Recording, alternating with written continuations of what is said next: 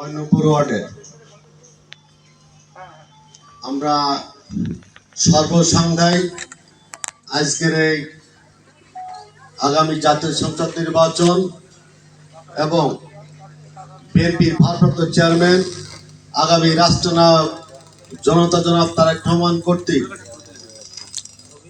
আধুনিক বাংলাদেশ গড়ার প্রত্যয়ে যে ৩১ দফা ঘোষণা করা হয়েছে সেই ৩১ দফার লিফলেট বিতরণ উপলক্ষে আজকের এই পথসভার সম্মানিত সভাপতি আমাদের মাঝে উপস্থিত আছেন। আজকের এই পথসভার সম্মানিত প্রধান অতিথি মাগুরা জেলা বিএনপির সুযোগ্য আহ্বায়ক, দীর্ঘ রাজনৈতিক জীবনে উনি বহুবার কারাবরণ করেছেন।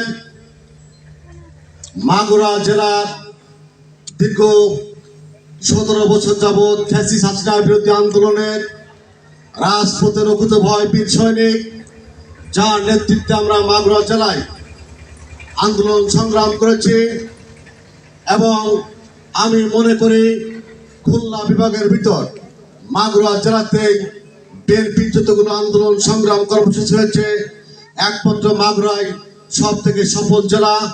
সেই আন্দোলন সংগ্রামে নেতৃত্বদানকারী নেতা আপনাদের পার্শ্ববর্তী ইউনিয়নের সুযোগ্য চেয়ারম্যান জনতা জনাব আলী আহমেদ সাহেব সহ উপস্থিত মাগুরা পৌরসভা বিএনপির বিভিন্ন ওয়ার্ডের সভাপতি সাধারণ সম্পাদক বৃন্দ, আপনাদের পার্শ্ববর্তী ইউনিয়ন রাঘবদল ইউনিয়নের সুযোগ্য সভাপতি জনাব শরীফুল ইসলাম সহ আমাদের ধরছেগাতি ইউনিয়ন বিএনপি উদীয়মান তরুণ নেতা আপনাদের সবাই পরিচিত কাজী আলামিন সহ উপস্থিত ছাত্রদল, যুবদল, মহিলা দল সহ অত্র এলাকার সম্মানিত উপস্থিতি আপনাদের সবাইকে জানাচ্ছি বাংলাদেশ জাতীয়তাবাদী যুবদল মাগুরা জেলা শাখার পক্ষ থেকে সংগ্রামী শুভেচ্ছা ও অভিনন্দন। প্রিয় উপস্থিতি, বক্তব্য রাখবেন আমাদের প্রাণপ্রিয় নেতা আজকের অনুষ্ঠানের সম্মানিত প্রধান অতিথি। আমি শুধু একটি কথা বলতে চাই, আমরা এখানে এসেছি শুধুমাত্র আগামী সংসদ নির্বাচনকে কেন্দ্র করে।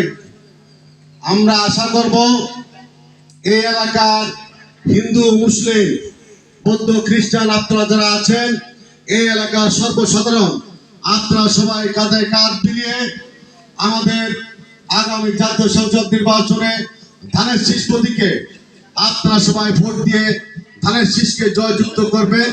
এই উপলক্ষে কিন্তু আপনাদের কাছ থেকে আসা। তা আপনারা কি সবাই আগামী নির্বাচন ধানের শীষে ভোট দিবেন? হ্যাঁ, মাসি আপনারা ভোট দিবেন? আমরা কেন স্লোগান দেবে বক্তব্য শেষ করি। এই ভালো করে মার্কা আছে, এই নির্বাচন জিতে আমাদের কোনো মার্কা আছে,